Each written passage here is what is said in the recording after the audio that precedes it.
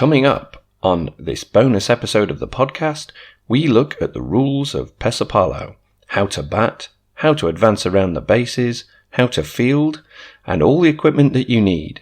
That's coming up on the Superpesis Roundup podcast.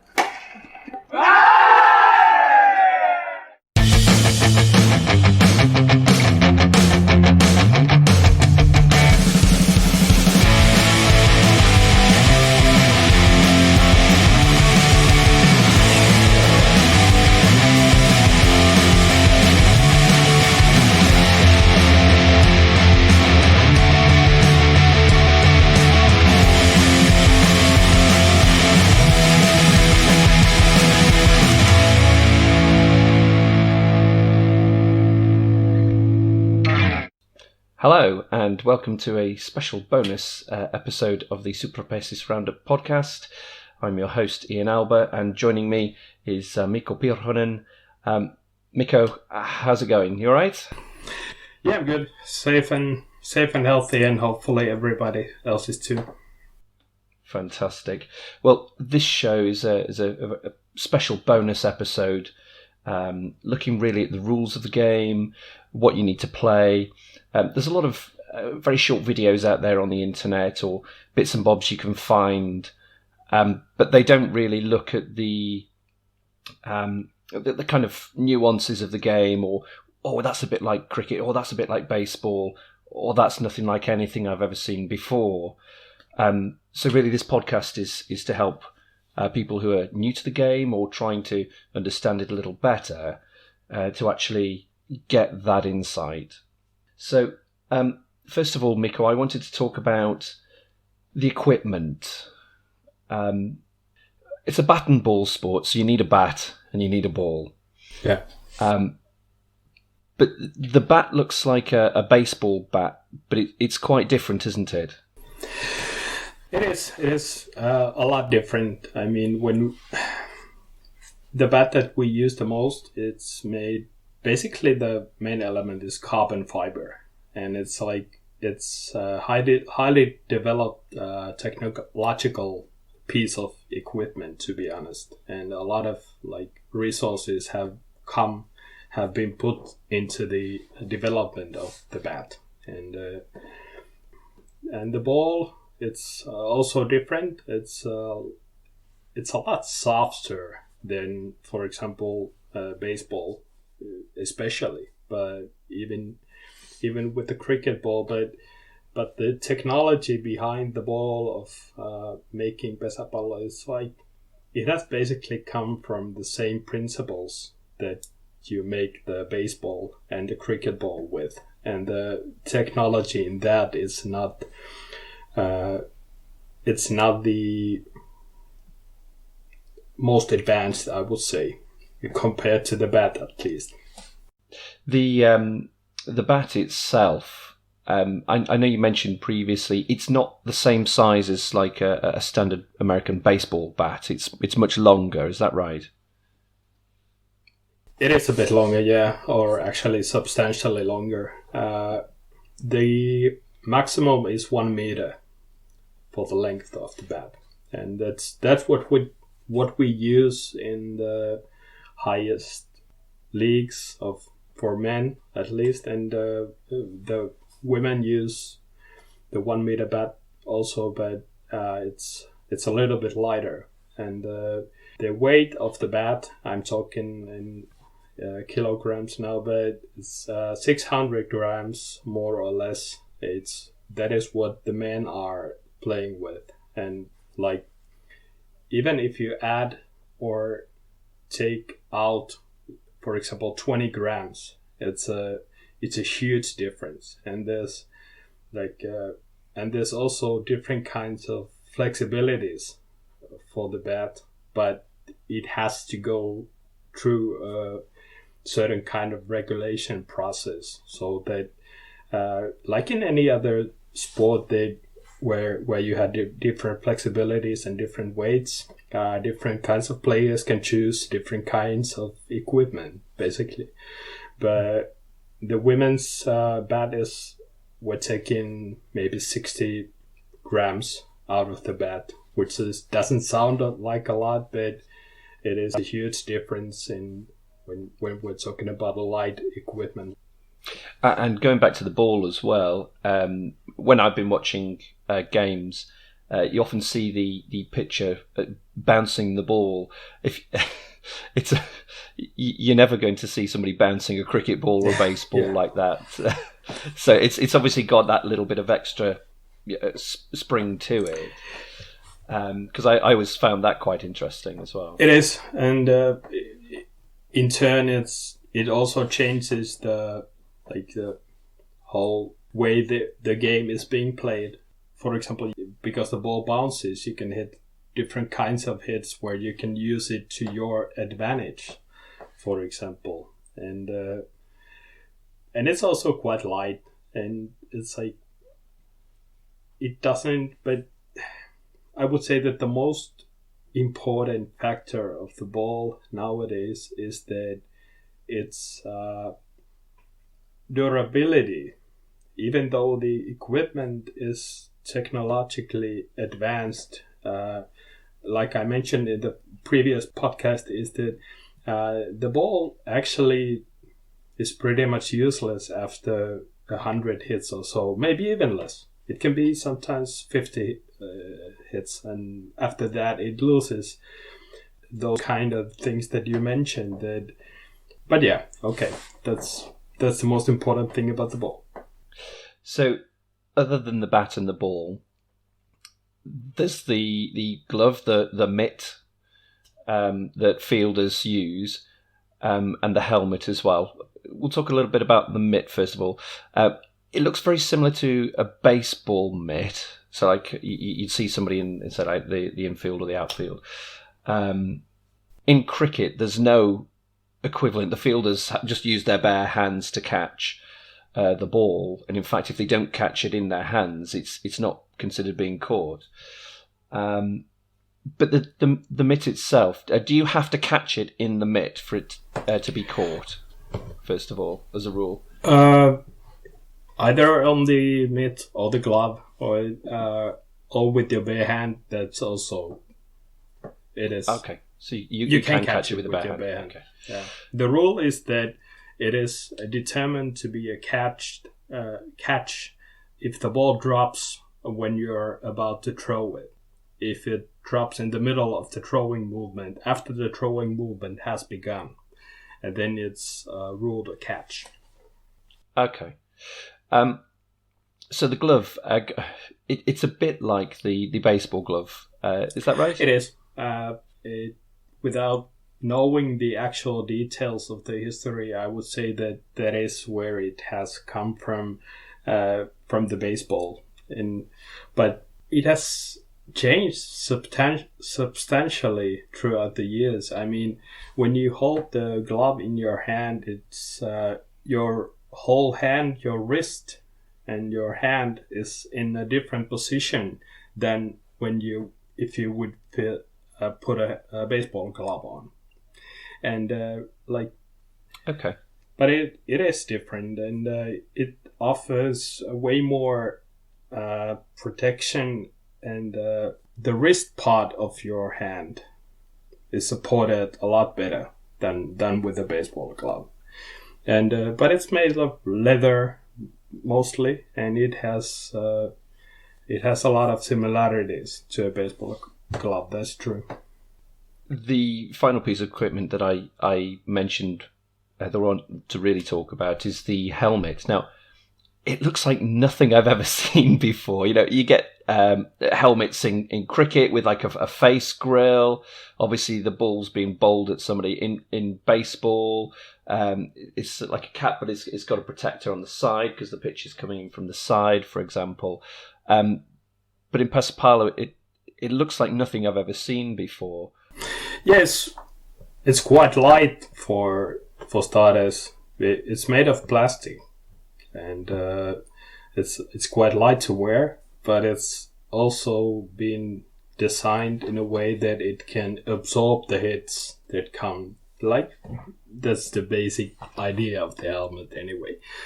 But the whole prospect of having to wear the helmet comes from the basic thing that a lot of times the runners are running in different directions, and even though they should be aware where the ball is going, sometimes you just cannot help it, that because the batter hits the ball basically every time if they want to.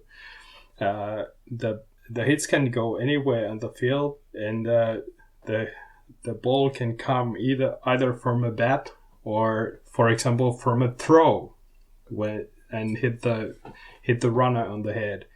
And that's why the whole introduction of the helmets to the game came in the 1980s, and before that they were not in use largely, but it came mandatory to use one when you're batting or running quickly after that, and it spread throughout the game, and nowadays it's nobody even thinks about it anymore. Yeah, and I think that's really a key difference between, say, cricket or baseball, because a helmet is worn there to protect from a ball coming in from the pitch or the ball being bowled, whereas that's not the issue here. It's when you're in the field of play. So when you're actually on the base, or when you're running round the base, like you say, the ball could come in from the hitter. You're running right across the field of play, or from the fielder throwing it back anywhere else in the field. So it's quite an interesting difference. Moving on to the field itself, then we've just talked about the bases. There are 3 bases on the field, and then back to home. So that's sort of similar to what you see in baseball, but they're not laid out in the same way as they are in baseball, are they? No, they're not. A brief introduction to how it was developed was that, like I mentioned in the previous episode, that the creator of the game, Taco Pihkala, went to USA to watch a lot of baseball games in the early 20th century, and he came back with some ideas, and he developed the game that had strong influences from bat and ball sports from surrounding countries such as Sweden, Russia, Germany. But the first prospect of how he wanted the game to be played was just to have one base that was in the direction of the baseball first base. And after that, he wanted to make the game more dynamic, and then he tried it with 2 bases, but it wasn't dynamic enough. There was not enough action for his liking anyway. And so he came up with the idea of having the zigzag, like the first base being in the same direction as the third base, and the runners going, like you said, in different directions. And after that, he was really pleased that, okay, this is a dynamic game, that this offers all kinds of variables that like bring color to the game all the time, and hard to argue against that. Absolutely, and as an outsider watching, when you first see people running around the bases, you think it's pandemonium. It's really exciting to watch. There's just lots of things going on, and it's actually quite easy to get to first base because it's a lot closer than, say, first is to second and second to third and third to home. And again, that's designed to make tactical play all the more important to the game. How close is first base, first of all, to home? It is for starters, the men's field is different size than to the field that women use, or even some juniors use. Like boys use the same pitch as women do up until the age of 14 or so, and after that they go to the larger pitch. But for men it's 20 meters, so roughly 60 feet, and that's like, and the women's base is 2 or 2.5 meters closer. So it's a really short distance. And when you take into the equation the fact that the batter, like I mentioned before, the batter hits the ball anytime they want to, basically. The best runners, they reach the first base around 70-80% of the time because they have 3 strikes and they don't have to run every time they hit the ball. So getting the runner to first base is usually, it can be a problem, but most of the time we're not talking about a big problem in the game. But the biggest problem and the hardest part of the game is to get the runner from the first base to second, because there's many reasons for that, but the distance from first base to second base, it's double compared to what it is from home base to first base. So it is a big influence in the tactical part of the game. And you mentioned a little bit before, there's foul lines either side.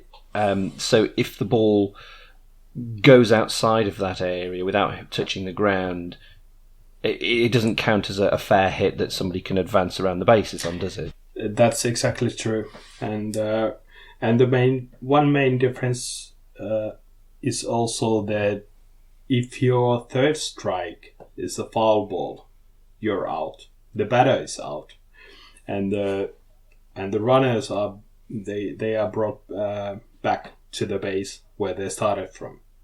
So that's a key difference also. That the third strike, if it's a foul, you don't get a new hit, you don't get a new try, you're out. Yeah, because in baseball, for example, if a batter just wants to tire a pitcher out, for example, they can purposefully foul off the ball to bring up the pitcher's bring up the pitcher's pitch count, especially if there's a late inning pitcher or a relief pitcher or a closer, something like that. You can really work that count to your advantage. But that's completely different here. Before we take a break, I just want to talk a little bit about the people involved. So how many players are there on a team? In the batting team, there's 12 people. 9 people who also play in the outfield that have been numbered from 1 to 9, and they bat in that order.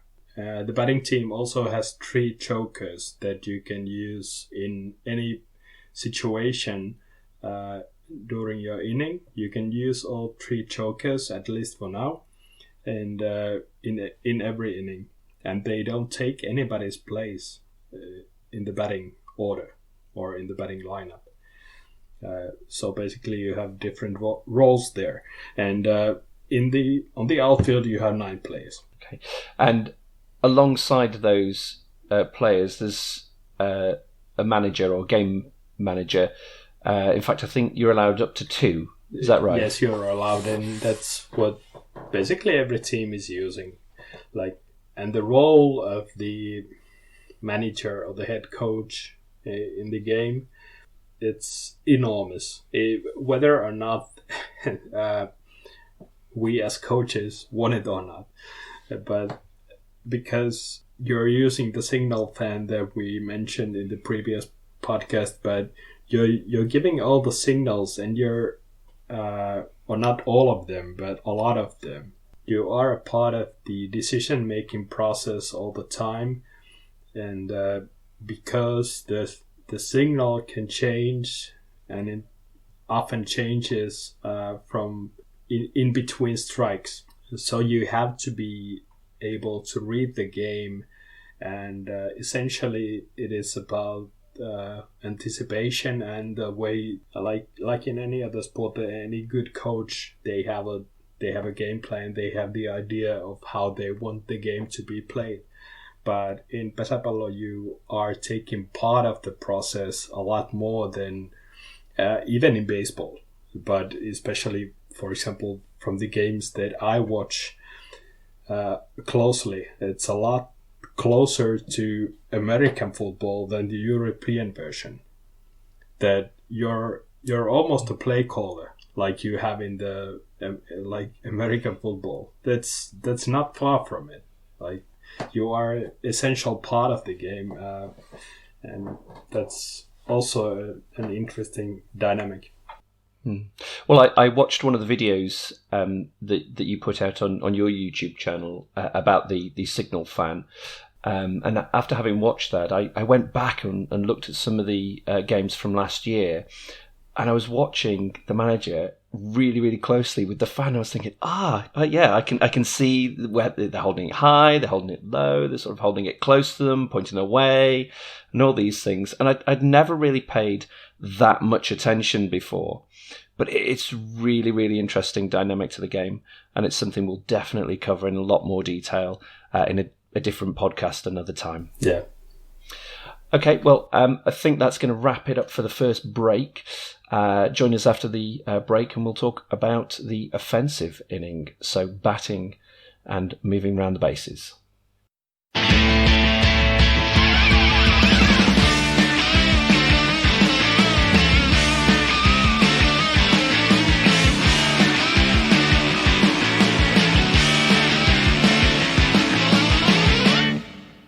Okay, and welcome back. We're going to talk about batting and advancing around the bases. But before we do, I mentioned inning. Should probably explain. It's more akin to like a baseball inning than it is a cricket inning where everybody has one chance at bat. In pesäpallo, it's a game of two periods or yakso. Is that right? Yeah, it is. It is, and that's been that rule has been in place for almost 30 years now. In a part, it has also changed the game dramatically from what it used to be before that. And so it was like in baseball that you played 9 innings and you just counted the runs, then and the one who had the most was the winner. But now it's like tennis or volleyball that you have periods, and each period starts from 0, and that obviously changes the dynamics hugely. But the whole principle of inning is basically it is the same as in baseball, that after 3 outs you change the team that is batting, and the batting team goes to outfield, and the next time the same team comes to bat, they start from where the third out came from. Like, for example, if the number 4 is hitting, is batting, and then there's out number 3, either the number 4 or number 5 starts the batting in the next inning, depending on which strike the batter was on. If it was the first strike or second strike, then and the batter doesn't run to first base, then they start the next inning. But anyway, the idea is that you have to follow the order of the batters, and it is also a tactical element of the game that you don't only think about as a coach. You don't only think about the inning that you're playing, but you're I would say that almost as important as the inning that you're playing right now is that if you have any innings left, it plays a huge role that you get the third out where you want. So you can choose more freely than in baseball, for example. That's for sure. And it's hugely important to get all batters in your use in every inning. So you want, for example, if a hard hitter starts your inning, you're gonna be in trouble if you don't get anybody running before that hard hitter. So it's a big tactical element, and plays a major part in a single game. You've mentioned a little bit about the different styles or the different types of batting or batters. When I've been watching the game you see people take on more specialist roles. For example, the first person to bat is usually the quickest. They're usually the best at getting on base to first base, and then being able to work around the bases as quickly as they can. But there's also different types of hit that people use. You mentioned a bouncing hit. I've seen that to great effect. Patti Owen Urheliat used it, and hard hitters. So, would you say there are many different batting roles? Are there any specific kind of labels that people usually attach to them, for example? Definitely, that's for sure. Like you mentioned, there's you can have the fast runners but if you're you can have the fast runner whose main goal is just to get to first base, but they have to also be able to read the game as runners. It's not enough to be just a fast runner. It's like it's a lot more tactical.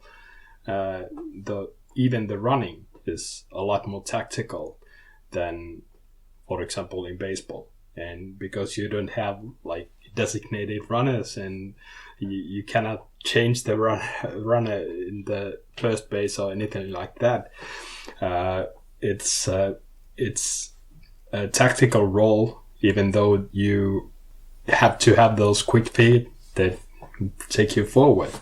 And then there's people who are specialized in taking the runner from, for example, from first base to second, or from second base to third.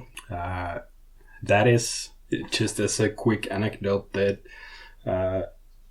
in the men's game, you hardly ever have a joker that would be specialized in bringing the runner from second base to third, because that is like with the role of getting from home base to first base, those are the two easiest tasks that you can have as the batting team. But in women's game, you sometimes have jokers who are specialized in that, like bringing the batter and the runner from second base to third base. But in both men and women, you have people, the hard hitters, like you mentioned, who are specialized in bringing the runner from third base to home base. And yes, you can hit the ball. Basically, you can hit the ball between the outfielders, but because the field is pretty narrow, and unlike in baseball, the foul line goes straight from second and third base towards the outfield, the rest of the outfield, and it doesn't get any wider than that. It stays the same. That in part creates the situation where the room of hitting the ball between the players is so tight, it's so narrow, the gaps are so narrow that you have to use like, for example, a bit of a curveball above the first outfielders, but you can get it reach the ground before it goes to the outfield. And but you can come up with those kind of hits because you have the vertical pitch. Well, it's interesting you're talking about getting it over the first rank of the fielders, and we'll talk about the fielding positions a bit later. This was something that Perttu Hautala was talking about on his blog not that long ago, the different kind of fielding shift patterns and stuff, and that really important hit, being able to then bring the runner back in from third, because as you say, it's a really narrow window that you can play with in terms of getting a fair hit. In terms of the jokers, then you mentioned that there's three. Do you often see them taking on different roles rather than just being shove them in and they'll do whatever? Well, I think that basically every team nowadays, if we're talking about competitive levels of the game, they have one person whose job is to be the runner, and one hard hitter. And then the third one is, normally it comes from, basically from the needs of the team. That's the that should be one of the main factors. That if you have, for example, if you have a lot more runners than hitters, it's a natural choice to have 2 hard hitters as jokers. For example, that if you end up having runners in a scoring position, you can have 2 hard hitters who are like specialized in bringing those players home. And but it depends on the team. Sometimes you just end up having quality players that fit the roles as jokers extremely well, so that you have 2 runners and 1 hitter. But those are the 2 main options that we mostly use. That either 2 runners and 1 hitter, or 1 runner and two hitters. One of the things we talked about before was strikes. Now, again, this is something that's very familiar to people who play baseball, not so familiar to people who play cricket. But being able to hit the ball but not run is very familiar to people who play cricket but not play baseball. Because if you hit it and it's a fair ball, you've got to run. So what counts as a strike? And you mentioned that you have 3 strikes. Well, the definition of a strike, shortly put, I try to remember the rules now that I'm talking through it. But basically, if like this is also from baseball, that if you know the game, this is also, you're familiar with the rule that if the bat crosses a certain line, the line of the ball, from, like, if you're watching from the side, you can say that the batting movement has progressed enough in order for it to be determined a strike. Then it doesn't matter if you actually hit the ball or not. For example, also in pesäpallo, the rest of the inning team, they are behind you when you're batting, and they are shouting if the vertical pitch is not about to hit the plate. So they are shouting that don't hit it, like yeah, if you get a ball, like in baseball. But you have helpers, you have 11 other players and 2 coaches who are assisting you in that task, or should be assisting you.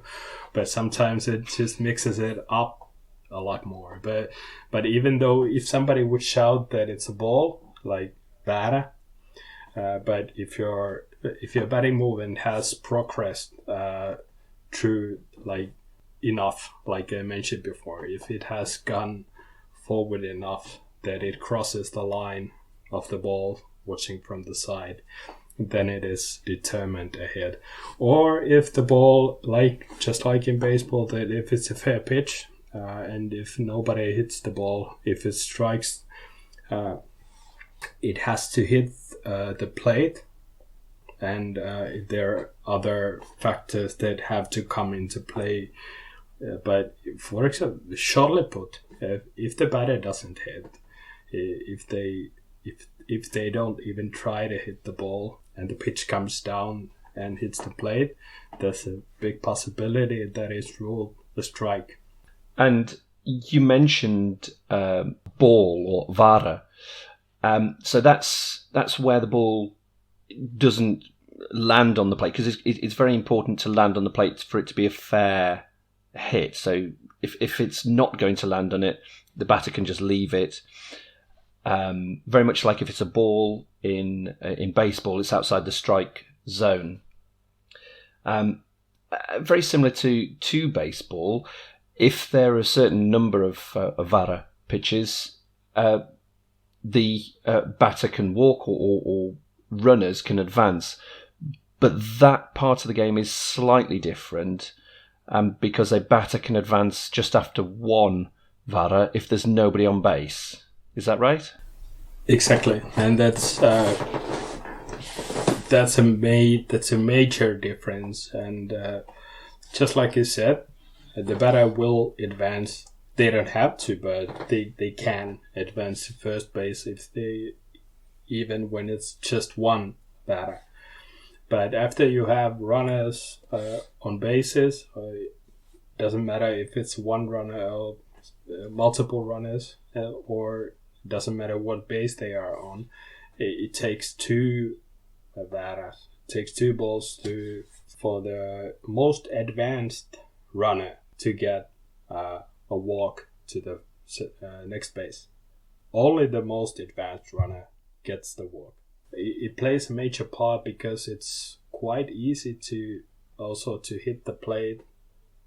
So the pitcher should be able to also use the vara to their advantage. And that is also something that might not come into play in different bat and ball sports, because the rules of pesäpallo, they allow that to happen, but we will go over that in the future episodes. One other thing that's quite different, it's a unique thing to pesäpallo, is the kunniajuoksu. So the idea of a home run, but it kind of equates to a home run, but it is different to the home run that you'd see, for example, in baseball. That's where the hitter's able to advance lawfully through first, second, and then third base. Is that right? That is exactly how it is. And it's more like in baseball, you occasionally have is it called an infield home run? Like in the park home run, yeah. In the park home run, sorry. Yeah, in the park home run, but you don't get a lot of those. But it's like in pesäpallo, it's sometimes you are in a rush, but sometimes you can hit the ball so that it has to touch the ground before going out of bounds. But if it does that, then depending on the surroundings of the field, they also play a major part in the game sometimes. Getting to third base is enough, and that has also been one of the things that have been introduced to the game after the invention of pesäpallo. And one big difference is that the batter, when they reach the third base, they can stay there, and they can try to bring what we call a double run. Like if they can advance to home base with the different hitter, that can be also counted as a run. So it's like a double advantage. Yeah, and it's one of the real kind of oddity kind of things about the sport. It's really exciting to watch. I'll give you an example. We talked in the first podcast about Vimpeli and how their pitch is on an island, basically. That ball hits fair, runs off into the river. People are diving in after it. It gives people that extra time to run the bases and then stay at third for the chance, as you say, for that double run. So not only have the fielding team conceded a run there's also now a threat for that player who's now on third. And when I was in the States a few years back, I went to go watch Texas Rangers play in Tampa, and it was a playoff game.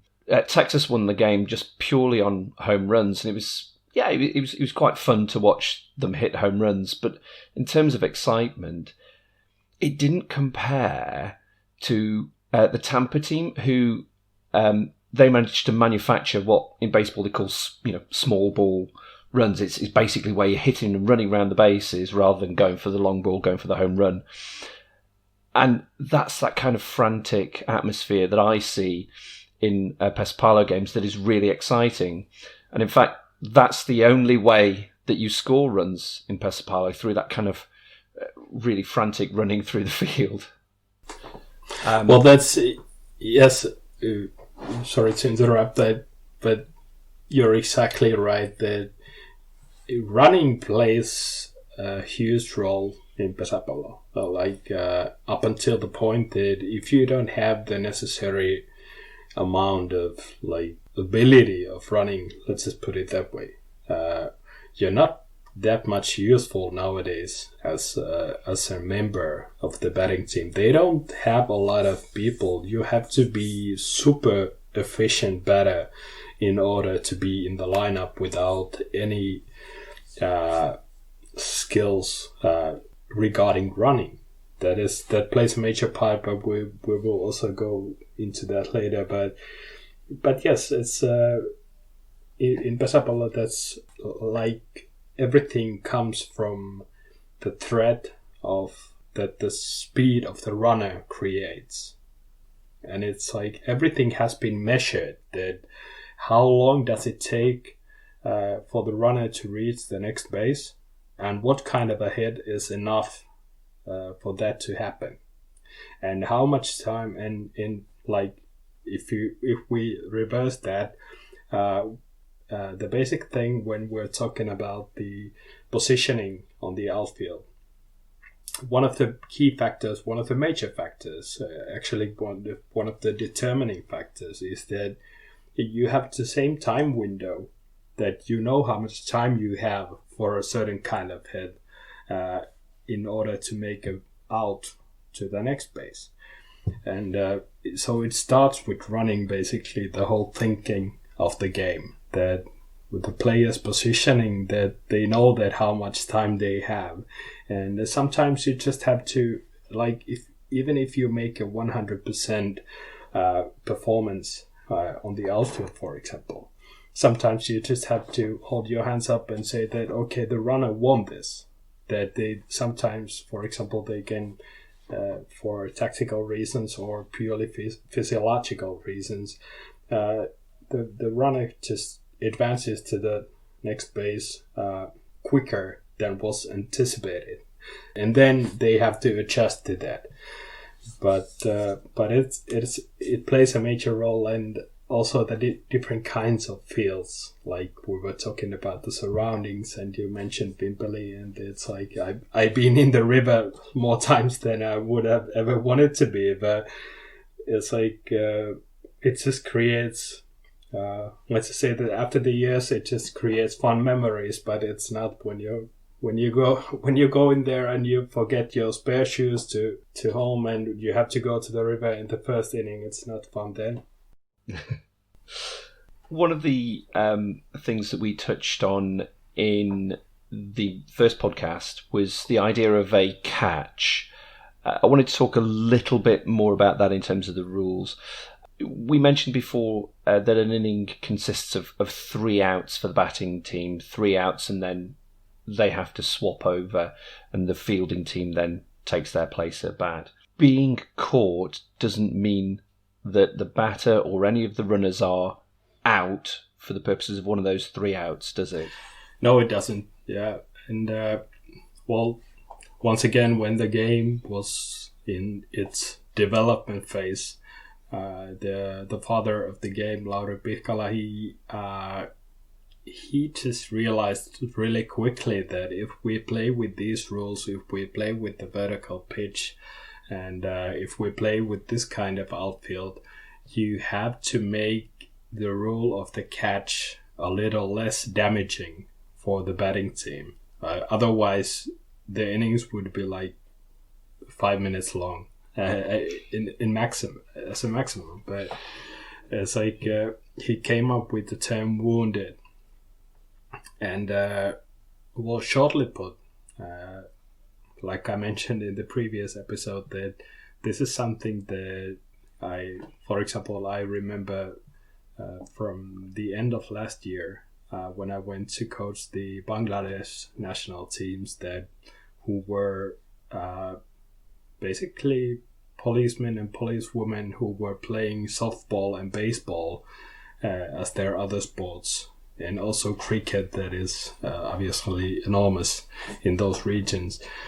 I tried to, when it was a rainy day, they gave me a classroom and paper and a pen, and the possibility of explaining some tactical things that those players didn't yet get as like 100%. So the whole concept of a catch, it really opened up to me when I started to, like, when I was in a classroom where nobody else knew what it meant to be wounded, or what it meant, what the definition of a catch, and how the game would progress after that, and what it meant for the runners.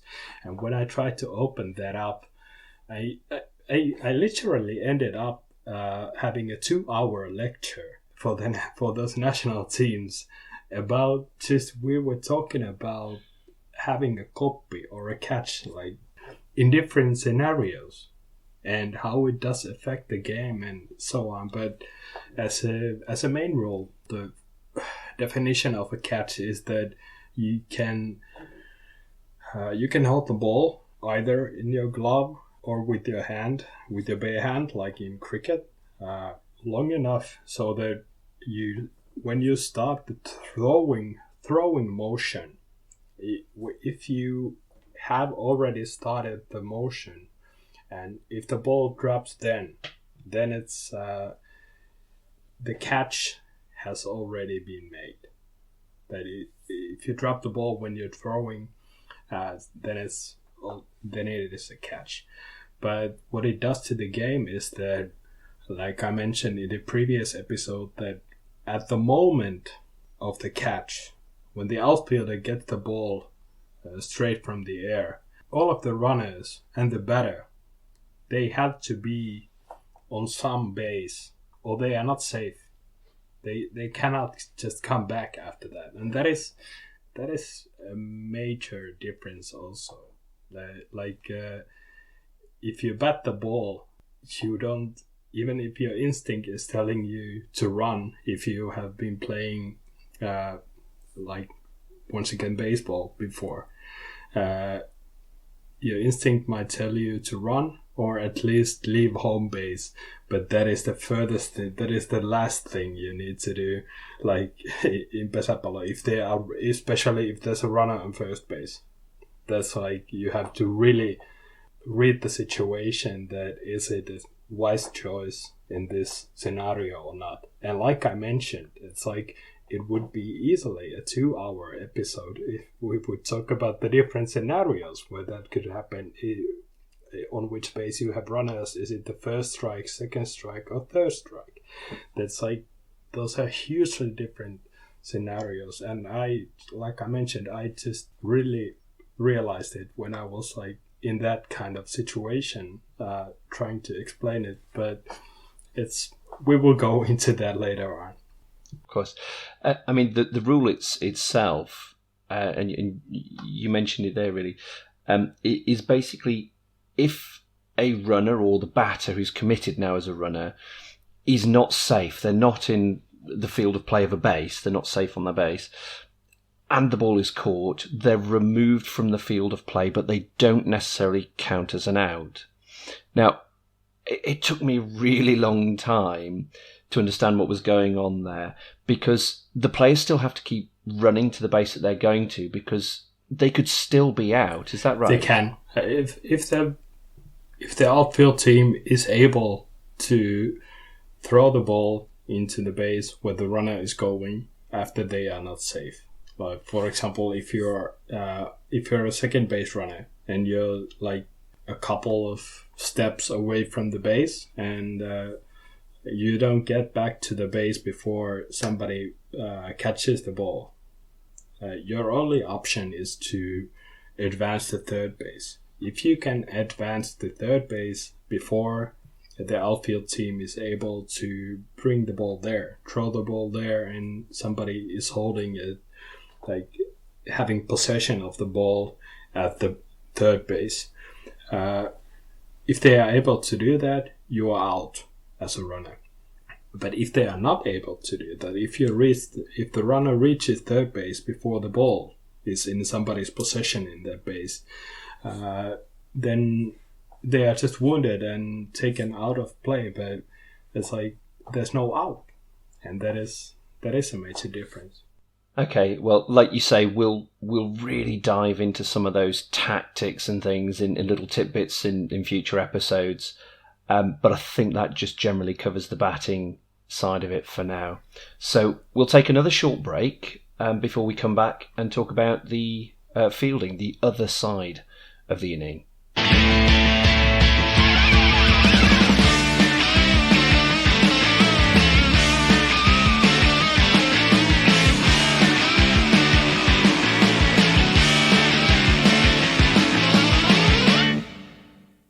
Okay, and welcome back. So before the break, we were talking about batting. We're now going to be talking about fielding.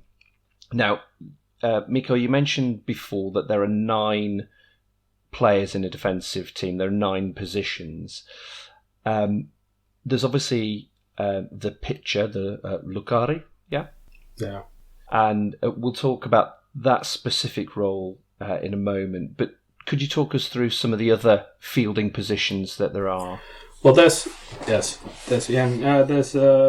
8 outfield players, and they are depending on the situation, depending on this once again the scenario of which bases you have the runner. They are standing in different places, and from a coach's point of view, it is like I said before that.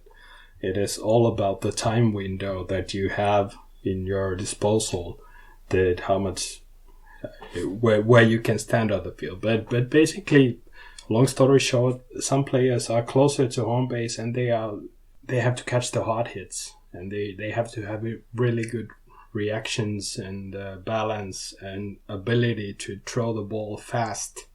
It doesn't you don't necessarily have the time. In most cases, to get into a perfect position to create your hardest throw. But you have to get rid of the ball fast in the general direction of the base where you're about to throw the ball.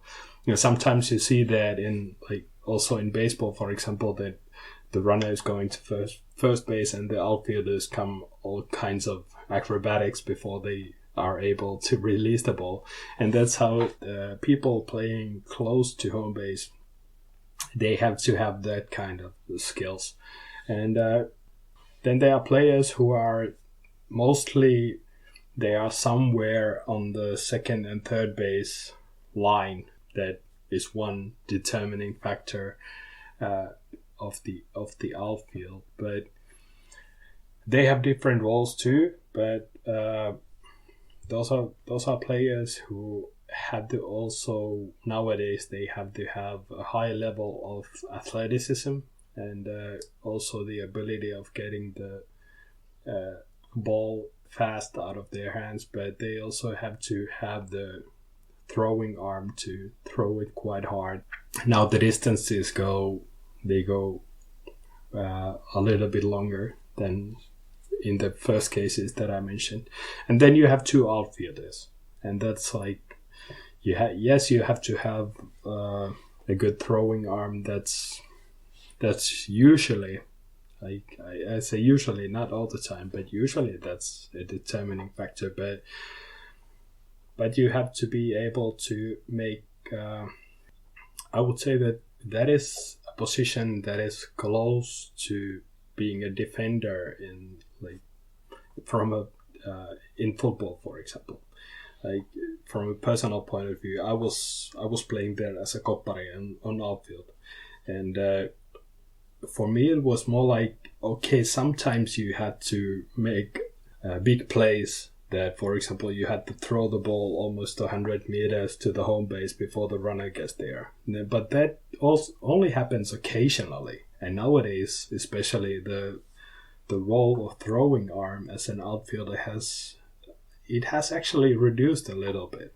It's more about reading the game and making the right call, because as an outfielder, if you don't catch the ball, there's nobody behind you.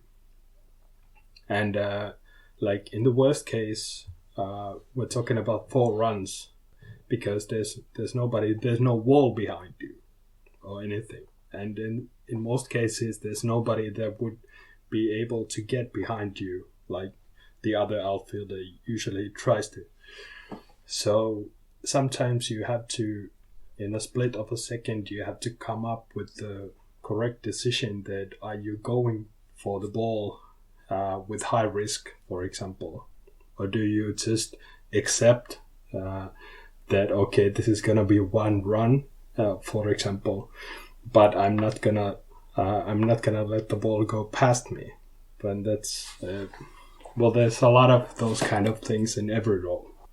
The kind of nuance you're talking about there is quite similar to some of the fielding tactics that I am used to in cricket. My dad's a big cricket player. He travels all around the world and is with his over 60s playing cricket now.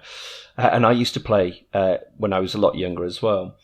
And sometimes you set your fielders in such a way that you're trying to stop a single run or those quick runs, and sometimes you're trying to put your fielders on the boundary to stop them scoring the big runs.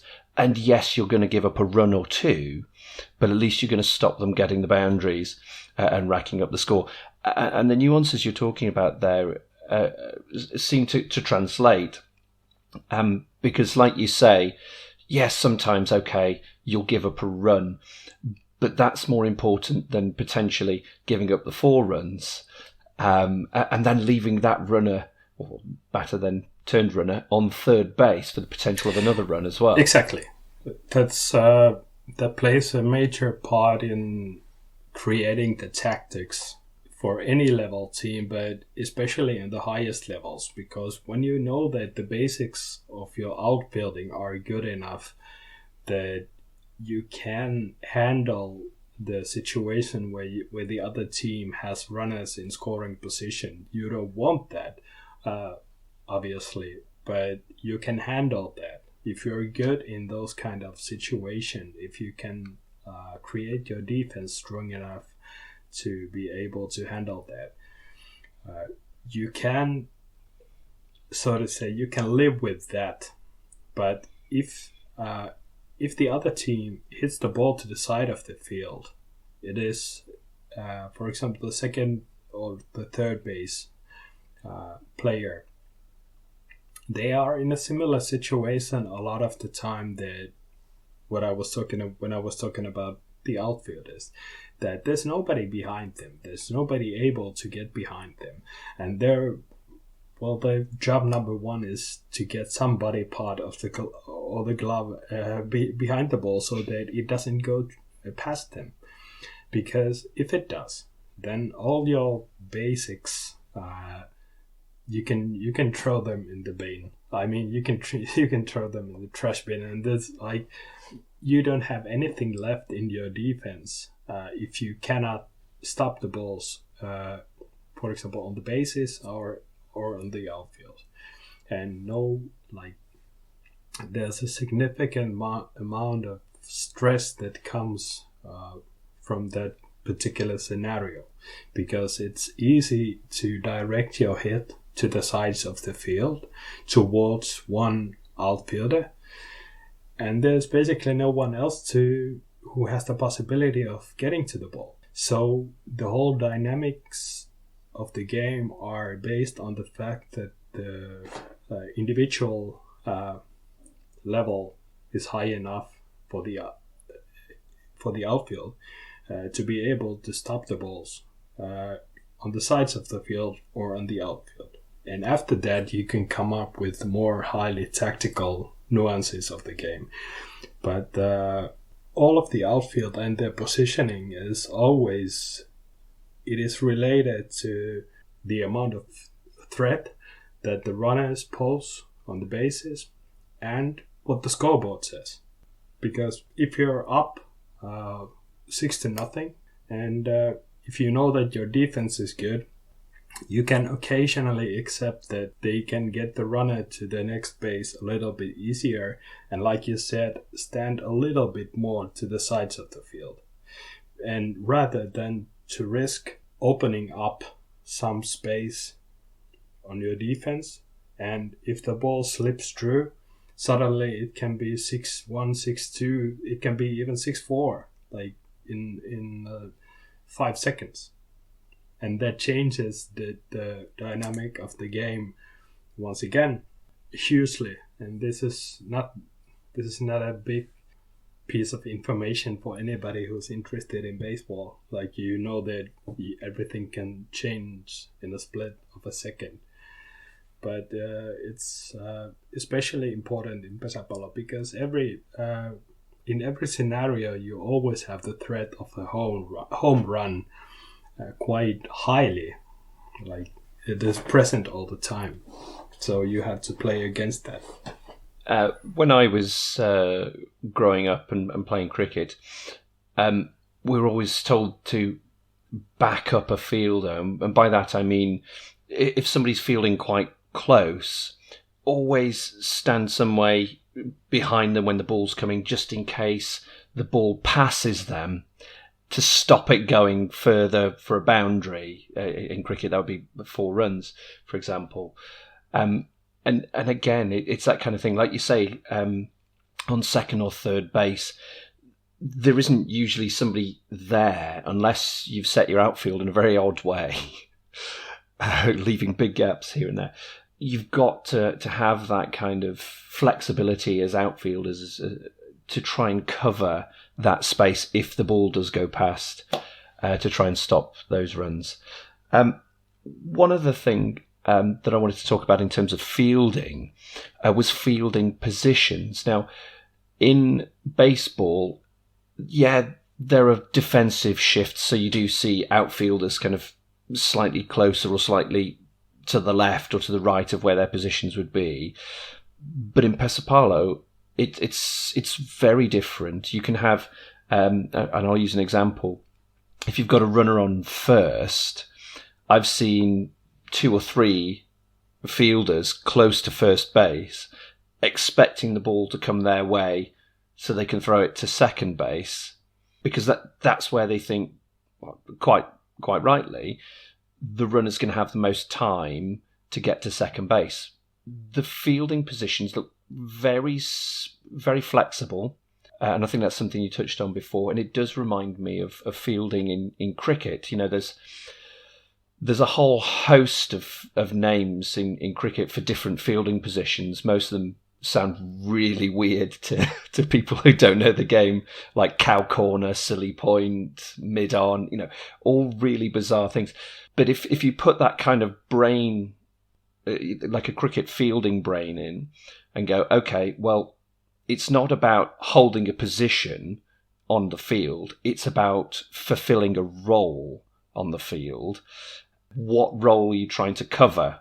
And that's what I really found interesting, because that really struck a chord with me, with my background with cricket, but also my knowledge of baseball. I was like, oh, well, it's actually quite a lot like how you field in cricket. You're plugging a gap, you're filling a role rather than a position. So that's the fielding positions. I've singled out the pitcher because that's a very different role to those in the outfield, isn't it? It is, and it's it's hard to put into any figure, like percentage, that how big of a role of the whole outfield the pitcher plays. But yes, just like we mentioned before, that also like in baseball, pesäpallo also is a duel between the batter and the pitcher, but it's in different way, because the pitcher also only has so many options to use. They have a lot, but like I mentioned many times before, that because the batter is able to hit the ball most of the time anyway when they want to, all you can do is you can reduce the possibilities by placing your pitch somewhere on the plate, just like you place it somewhere on the also in baseball. But it's the role of the pitcher is they are playing more as like the orchestrator of the whole outfield. Also in pesäpallo, the people who are playing as lukkari, as the pitcher, they have different qualities, and that determines a lot what kind of game the team can actually successfully play, and that's logical, really. But it's like the whole building of the games has to start from the home base. That if you don't have a good pitcher, it is logical that you cannot be a successful team. But some are better athletes than others. Some just have the anticipation skills. They are reading the game so well that they can live with that, and you have to have that skill, and you have to have the athleticism nowadays too, because the players are top athletes. But the role of the pitcher is you cannot overestimate it, but nowadays I would say that one of the main things that the pitcher has to have is to be able to understand the strengths and the weaknesses and the rhythm of your outfield. And the rhythm is something that comes into play quite significantly nowadays because of the changing outfield patterns. And that is something the way you have to be like, once again, I'm going back to a football example quickly, but it's like playing as a midfielder in the center of the park, or just behind the midfield, and orchestrating the run of play and being able to understand where the ball is coming from, where the opponents are, and when it's time to bring some like press from the other team and then like get rid of the ball. Those are the same kind of qualities that you need as a pitcher. So you need to you need to recognize the situation, you need to make the right call in the split of the second. That's way more important than just hitting the plate with the ball, which is obviously the way where it all starts from. But those are the kind of skills that you need nowadays a lot. Absolutely. And my dad is a wicket keeper, and he's lifelong wicket keeper. And one of the things I really noticed, and you've touched on it there, is the kind of marshalling of the outfield, the kind of reading of the game. The pitcher has a unique viewpoint of the outfield because they're in the same spot as the batter, very much like you would as a wicketkeeper in cricket, or a catcher in baseball as well. In terms of using the cricket analogy, the wicketkeeper obviously has a great deal of say with the captain of the team as to where the fielding position should be. Cricket's a much more leisurely pace usually, but one of the other things you mentioned was the rhythm of the game, the tempo. And pesäpallo is so fast moving, there's no kind of delays in the game like you get in, say, baseball or cricket. It really is, somebody's moved on, right, okay, the pitch is going up already. If the batter's not there, just sort of too bad. It's that kind of tempo. It's really important, like you say, for the pitcher to manage that so that they can marshal their field correctly. They can maybe sometimes put the batting team out of order, disrupt their rhythm. And it's quite an interesting role because it does take a lot of different elements from various different sports that I see. But from a defensive point, a wicketkeeper from cricket really struck with me. I have to agree 100% there, because the mention of the rhythm is the key thing here, because the thing is that the defending team determines the rhythm of the game. And just like you said, unlike in many other bat and ball sports, you cannot, as the batting team, you don't have delays. You cannot just call time or anything like that. It's like unless you're injured as a runner, you're not entitled to call out. Even if your shoelaces are open or something like that, even that doesn't call out. That doesn't count as a reason to call time or anything like that.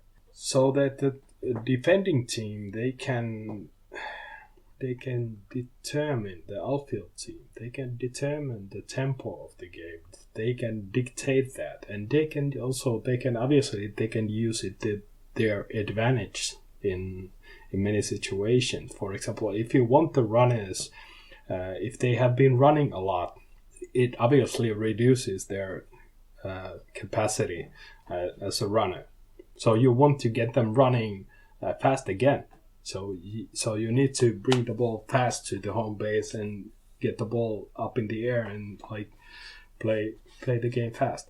But then again, if the batting team gets some like good hits, successful hits, something like that, they get their groove, they find their groove, they get their game going. You have to disrupt the rhythm. You have to break that rhythm, and you have to come up with something. You need to slow down the game, or you need to do something different, or something like that. So that plays a major role. And just like you said, that in pesäpallo, the pitcher is in a situation where, just like a wicketkeeper or the catcher, they can see the field 100%, because the outfield formation changed often, a lot of the time, because, for example, the head coach is standing on the side of the field, so you cannot see all the formations of the outfield and the gaps between the players, that are they in the position where they're supposed to be, but the pitcher can. So they are in a crucial role, that if somebody is positioned wrong on the outfield, they are the only one who can actually see that.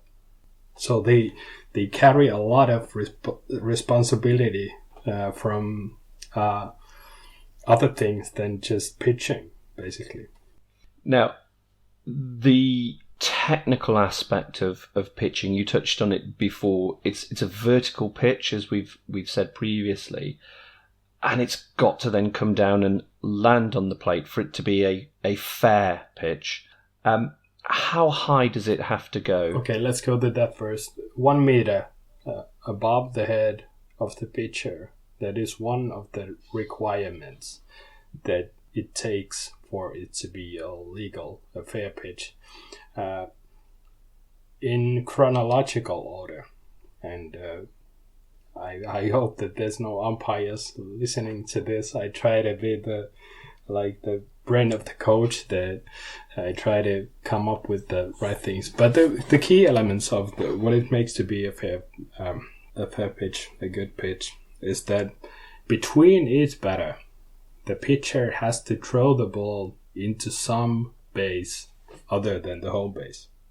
So the ball has to go to first, second, or third base between every batter, and that is something that helps a little bit for the batting team, so that they cannot just hold the tempo high all the time. So they have to make the throw in between. But okay, after that, when you have what we call permission to pitch, so you throw the ball somewhere and get it back to home base. After that, the pitcher has to hold the ball between the two hands, even though the other hand has the glove, but the ball has to stop for a visible, recognizable amount of time between the two hands, and it has to be visible to the umpire on the home base. And that is something that it is also in the requirements. And then the hands have to go apart. The rule nowadays is 15 centimeters, so 5-6 inches maybe. They have to be at least that much apart before the pitching motion upward is starting. And when the ball goes up in the air, 1 meter above the head is the minimum requirement. When it comes down, it has to hit the plate if nobody's batting. That is something that it can never be, correct me if I'm wrong, but it's just like in baseball, that if the batter actually tries to hit the ball, then it can never be a ball. So it's always a strike So it's always a strike if somebody is trying to hit the ball. Yes, and this was yeah, also something that was not that clear. For example, when I was coaching in Asia, the players were kind of confused that if somebody is shouting that it's a ball and somebody is trying to hit it and they don't hit the ball and the ball doesn't hit the plate. So they were asking me that, is it a ball or is it a strike? And I said that, okay, if you try to hit it, it can never be a ball. It's always a strike. And then there's one, just for the safety reasons, the pitcher has to go at least 2 steps away from the plate after pitching, because you don't know what kind of hit the batter is trying to hit, and because we don't want the bat to hit the pitcher, they have to go back a couple of steps. So those are the basic requirements. Just going back a little bit there, you talked about if you swing, it can't be a ball. We talked about that being similar to in baseball. So if the bat crosses the plane, I assume it's the same in pesäpallo. Yeah. It's got to be a swing that crosses that plane. In cricket, if you're swinging at a wide, certainly at the lower league levels, they don't class it as a wide. They say, oh well, you could have hit that. So it's kind of something similar to that. You mentioned as well that it's got to go at least 1 meter. One of the things that some pitchers use is quite high pitches, again, sometimes to throw a batter off their rhythm. Is that right?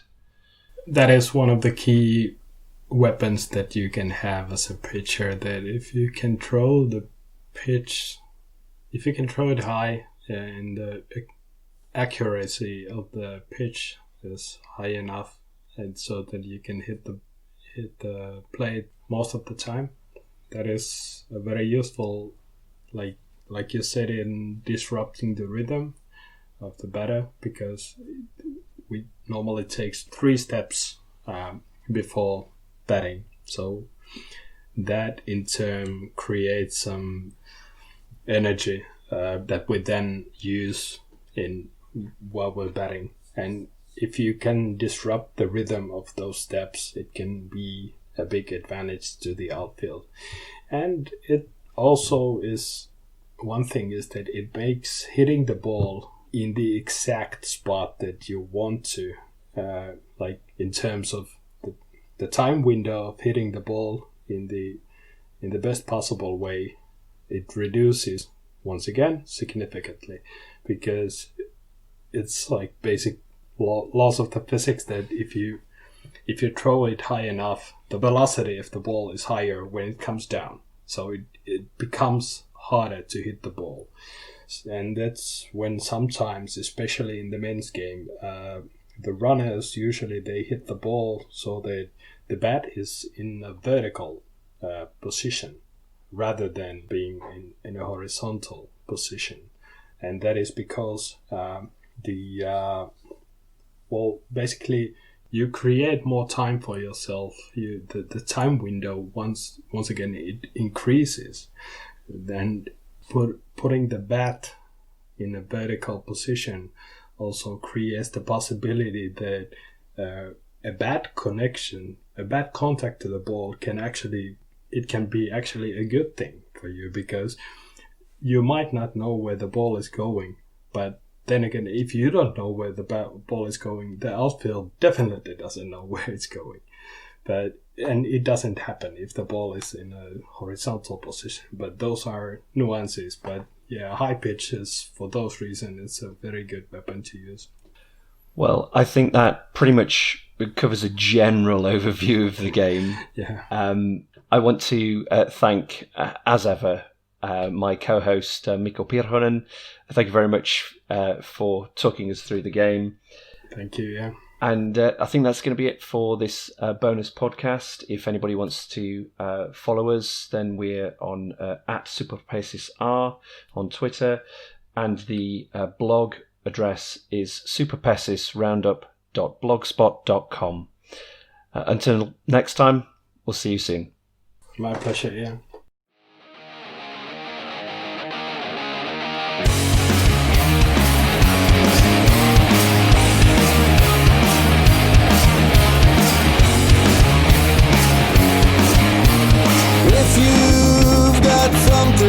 hidden for